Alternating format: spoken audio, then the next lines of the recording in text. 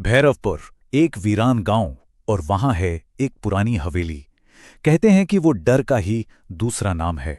तो ये सब शुरू होता है एक आवाज से, एक आहट, अंधेरे में किसी के कदमों की धीमी सी छाप। रीना, जिसे भूतों पर बिल्कुल यकीन नहीं था, एक शर्त के चक्कर में उस हवेली में घुस जाती है। वो आवाज लगाती है पर जवाब में कुछ नहीं, बस कदमों की वो आहट जो और करीब आ रही थी। और अब ये आहट सिर्फ रीना तक नहीं रहती, जल्द ही पूरा गांव इस खौफ की चपेट में आ जाता है। अब मिलिए रघु से, गांव का नाई। देर रात घर लौटते वक्त उसे एक सफेद साया दिखता है, हरी चमकती आंखों वाला। अगली सुबह रघु पागलों जैसी हालत में मिलता है, बस एक ही रट लगाए हुए था, आहट मुझे ले जाएगी।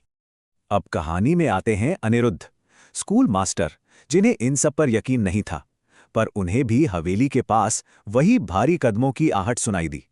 आवाज इतनी साफ थी कि अनिरुद्ध जैसा इंसान भी इसे झुठला नहीं पाया। सविता हो या बस ड्राइवर अमर, सबके तजुर्बे अलग पर डर एक ही था। सबको सिर्फ एक ही आवाज सुनाई दे रही थी, आहट। तो आखिरकार रीना, अनिरुद्ध और पुलिस अफसर अरविंद, तीनों ने मिलकर इस खौफ की जड़ तक जाने का फैसला किया। उसी आहट का पीछा करते हुए वो हवेली के अंधेरे तहखाने में उतरते हैं। वहां दीवार पर खून से लिखा एक पैगाम था। और तभी एक धुंधला साया उनके सामने आता है और पूरे तहखाने में एक खौफनाक आवाज गूंजती है। वो साया अपना नाम ललिता बताती है, इस हवेली की मालकिन। और फिर खुलता है एक सदी पुराना राज। ललिता बताती है कैसे उसके पति ने दौलत के लालच में उसे जिंदा दफना दिया था। तब से उसकी आहट यहां गूंज रही है, मेरा श्राप हमेशा रहेगा, सच जानने वाला इस आहट से नहीं बच सकता। और फिर दीवारें कांपने लगती हैं और वो तीनों वहां से भाग निकलते हैं। अब गांव वालों को लगता है कि उनके पास एक हल है। वो इस डर को हमेशा के लिए खत्म करना चाहते हैं। प्लान सीधा था, हवेली जला दो, ललिता का अंतिम संस्कार करो और श्राप को खत्म करो।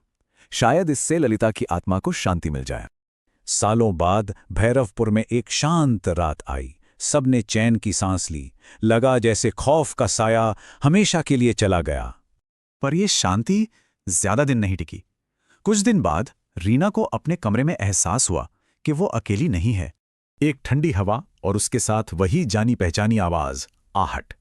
कमरे के कोने से शुरू होकर आवाज धीरे धीरे करीब आ रही थी। कांपते हुए वो बस इतना पूछ पाती है, कौन है? पर कोई जवाब नहीं आता, सिर्फ वो आहट जो करीब आती जा रही थी। तो सवाल ये है कि क्या श्राप सच में खत्म होते हैं या वो सताने के लिए बस एक नई जगह ढूंढ लेते हैं? हवेली तो गए, पर आहट अब